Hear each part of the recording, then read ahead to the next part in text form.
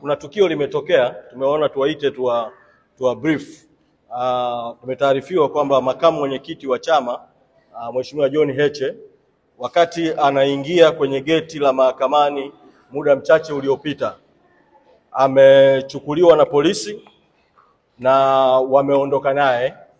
Nimepigiwa simu na mmoja wa wasaidizi wake vile vile muda mchache wakati nakuja kuzungumza na nyinyi, amenitaarifu kwamba wamemuingiza kituo cha polisi Central. Sasa tunaita kusema mambo mawili.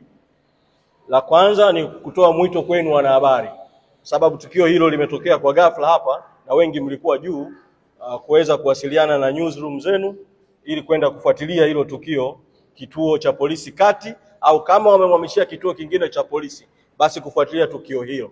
Lakini la pili, tumekwishaelekeza mawakili wetu waelekee moja kwa moja huko polisi kwenda kufuatilia kuhusiana na swala hili. Tutakapopata taarifa za ziada tutawa brief, lakini sasa tumeona tuitoe kama breaking news kwa makamu mwenyekiti amechukuliwa na polisi. Na mimi mwito wangu polisi, rai yangu kwao, naamini hawajasema sababu kwa sababu tukio la ghafla kabla hata kuijua sababu, lakini mtakumbuka kwamba idara ya uhamiaji ilitoa taarifa kwa umma ikidai kwamba makamu mwenyekiti alikwenda nje ya nchi kinyume na utaratibu, taarifa ambayo haikuwa ya kweli. Sasa inawezekana kabisa kukamatwa kwake kunaweza kukawa kunahusiana na taarifa hiyo. Kama kukamatwa kwake kunahusiana na taarifa hiyo, ni jambo la kusikitisha sana polisi kutumia taarifa isiyokuwa ya kweli ya uhamiaji kumkamata.